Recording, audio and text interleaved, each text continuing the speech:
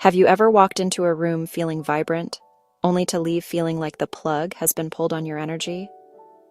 Your head feels heavy, your mood sours, and you feel an inexplicable need to sleep for hours. You aren't tired, you've been drained. In the spiritual community, we call them energy vampires, people or environments that unconsciously feed on your light because they lack their own. But what if I told you that you could grow a living, breathing shield in your own living room? Today at Enlightenment Gateway, we are going beyond pretty leaves. I'm revealing the 5 sacred plants that act as energetic sentinels for your aura and the specific power spots where they must be placed to keep your sanctuary impenetrable. Your aura is a field of electromagnetic energy.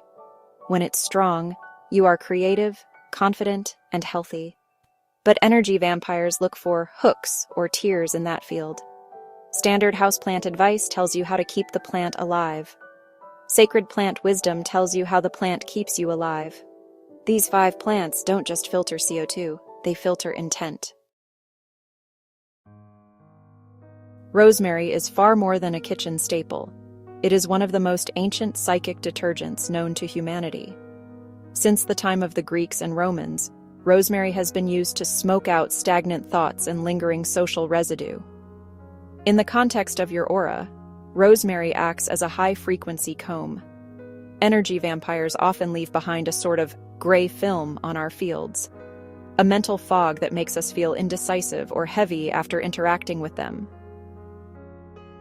Rosemary's vibration is incredibly sharp and clarifying. It vibrates at a speed that simply does not allow low-frequency clinging to occur. You must place your rosemary near the entryway or the mouth of Qi.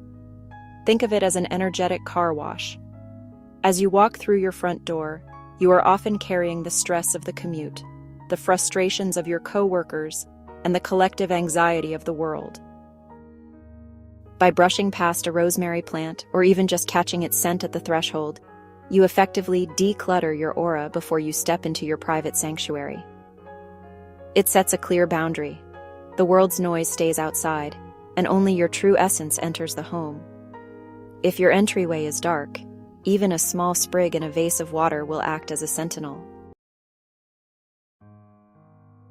The snake plant is the special forces of the plant kingdom. Just look at its physical signature. Those leaves are vertical, rigid, and pointed like swords. In the language of energy, this is pure yang power, active, protective, and unyielding.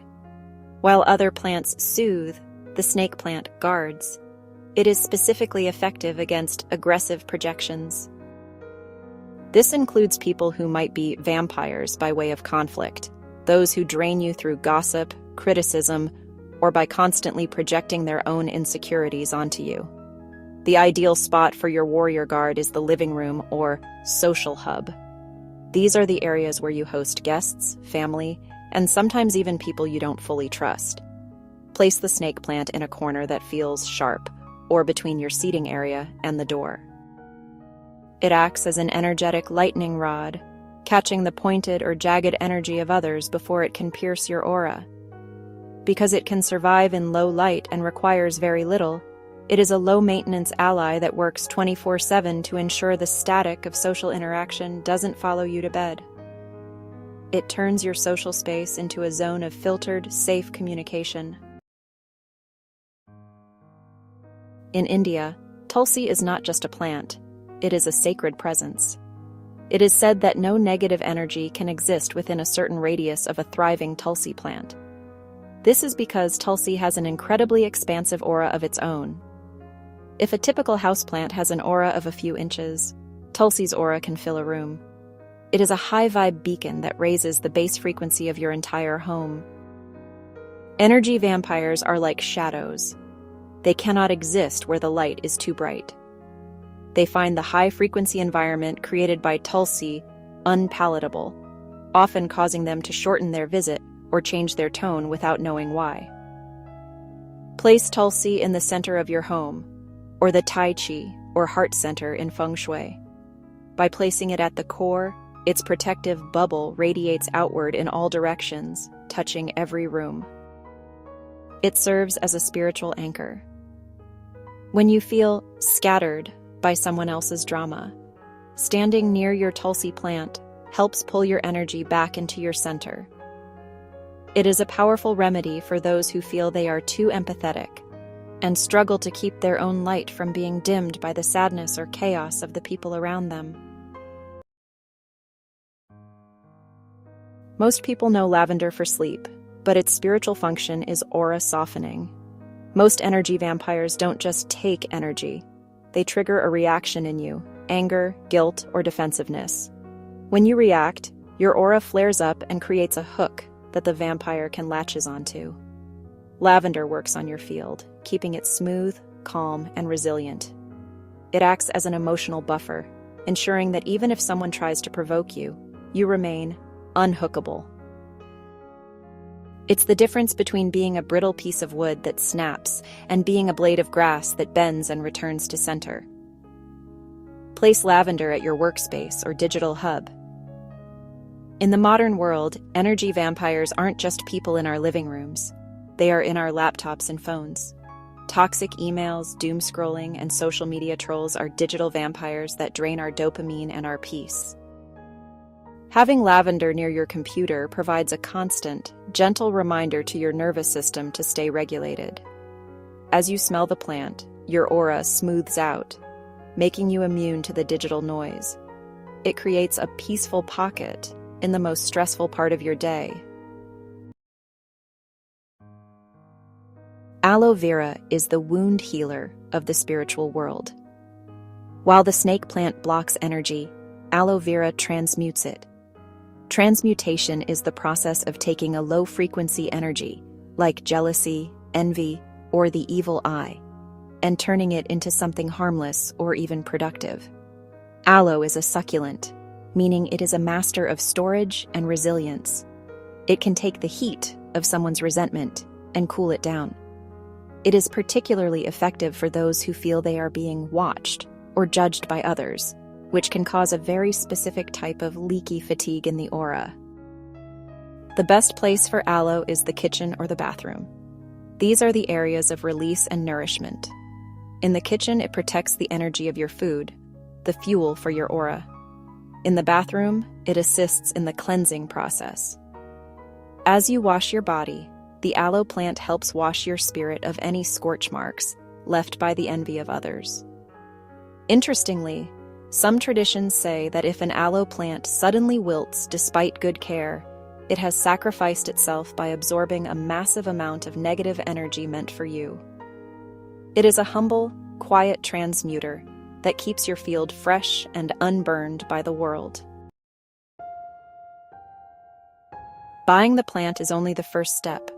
To turn a living being into a spiritual guardian, you must initiate a frequency handshake. Plants are highly sentient to vibration. If you treat them like furniture, they remain dormant. If you treat them like allies, they wake up. First, take a bowl of filtered water. Add a pinch of sea salt for grounding. Dip a soft cloth into the water and gently wipe the dust from every single leaf. As you do this, visualize you are wiping away the noise of the outside world. Say internally, "I clear the path so you may breathe. I clear the veil so you may see." Now sit with your plant. Place your left hand, your receiving hand, on the pot, and your right hand, your giving hand, 2 inches above the leaves. Close your eyes. Breathe in deeply, imagining you are inhaling the oxygen the plant provides. As you exhale, imagine you are sending gratitude back to the plant.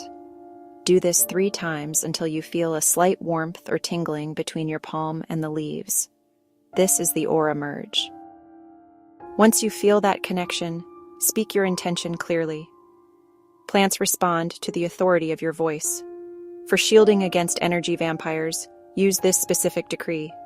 Guardian of green, I welcome you home. Stand at the gate, filter the stone.